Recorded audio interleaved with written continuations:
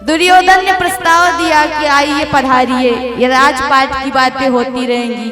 आज हमारी माता जी ने आपके लिए 56 भोग लगाया, लेकिन कहते ना कि भाव के आगे प्रभु आपके 56 भोग को नहीं देखते। भगवान ने भी कह दिया कि हमें 56 भोग की भूख नहीं है, हमें तो प्रेम की भूख है, भाव की भूख। महाराज, भोजन दो परिस्थितियों में होते हैं। जो खिलाने वाला है उसके प्रति मन में श्रद्धा होनी चाहिए, प्रेम होनी चाहिए, प्रेम की भूख होनी चाहिए। और जो खाने वाला है उसके पेट में भी तो भूख होनी चाहिए। ना मुझे भूख है और ना तुम्हारे अंदर प्रेम है, दोनों परिस्थितियां यहाँ विपरीत हैं। इसलिए आज तो हम विदुर के घर जाएंगे, अपने काका के घर जाएंगे और वहीं भोजन ग्रहण करेंगे। उपहास उड़ाया है दुर्योधन ने कि मैं भी देखता हूं आज कैसे तुझे भोजन कराता है। लेकिन भगवान कहते हैं कि भाव का भूखा हूं मैं, भाव ही सा,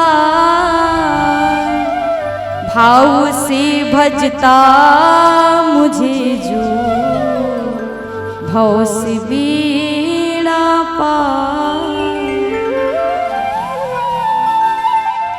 तो मैं तो भाव का भूखा। आज जब विदुर जी के घर पहुंचे हैं तो विदुरानी को होश नहीं रहा। जैसे ही सुना कि गोविंद साकल खटखटा रहे हैं, स्नान कर रही थी, स्नान करते हुए ही उसी अवस्था में दौड़ी दौड़ी आई है, सुध बुध भूल गई। भगवान समझ गए कि प्रेम में विह्वल हो गई हैं, व्याकुल हो गई हैं, अब इन्हें अपनी कोई सुध नहीं रही। वस्त्र अस्त व्यस्त हो रहे हैं। भगवान ने अपनी कारी कमरिया उड़ा दी। आओ लाला, कहती हैं, कहाँ बैठा हूं, मेरे पास तो योग्य स्थान भी नहीं। आज विदुर के पास कोई धन नहीं है, संपत्ति नहीं है, मात्र क्या है, प्रेम है, भाव है कि मेरा लाला है, मेरा लाला है, मेरा गोविंद है।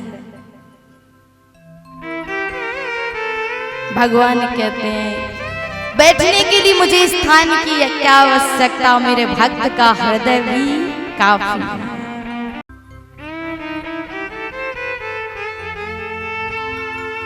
विदुरानी जी पटा लेकर के आए, उल्टा पटा रख दिया प्रेम में। समझ नहीं आ रहा कैसे स्वागत करूं, क्या करूं। पटे को उल्टा रख दिया, उसी में विराजमान किया। गोविंद ने कहा कि काकी आज बड़ी भूख लग रही है। दौड़ी दौड़ी गई और तो कुछ है नहीं घर में। विदुर जी बाजार गए हुए हैं कि मेरा लाला आएगा, उसके स्वागत के लिए कुछ लेकर के आऊं। विदुर जी बाजार गए हैं। विदुरानी जी ने क्या किया कि केले का झाड़ था, उसी से केले तोड़ करके लाई और सामने रख दिया। अब प्रेम में क्या कर रही हैं कि छिलके को निकाल के पत्तल में रख रही हैं और गूदे को निकाल करके फेंकती जा रही हैं। भगवान भी सोच रहे हैं कि कैसा प्रेम, कैसा भक्त, ऐसा निराला भक्त। भगवान भी उसका छिलके का पान किए जा रहे हैं, पान किए जा रहे हैं। प्रेम में ना भगवान को समझ आ रहा है और ना विदुरानी जी। एक पान करा रही हैं, एक पान करते जा रहा है।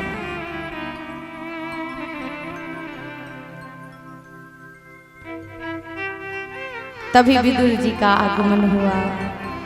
आकर के देखा कि विदुरानी जी तो छिलके का पान करा रही है।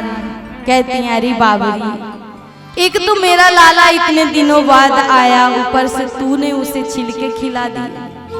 लो गोविंद, इस लड्डू का पान करो। बाजार से लड्डू लेकर के आए थे, कहा इस लड्डू का पान करो। जैसे ही खाया तो हाथ पकड़ लिया और कहते हैं कि काका एक बात कहें, जो स्वाद उस छिलके में था वो इस लड्डू में नहीं।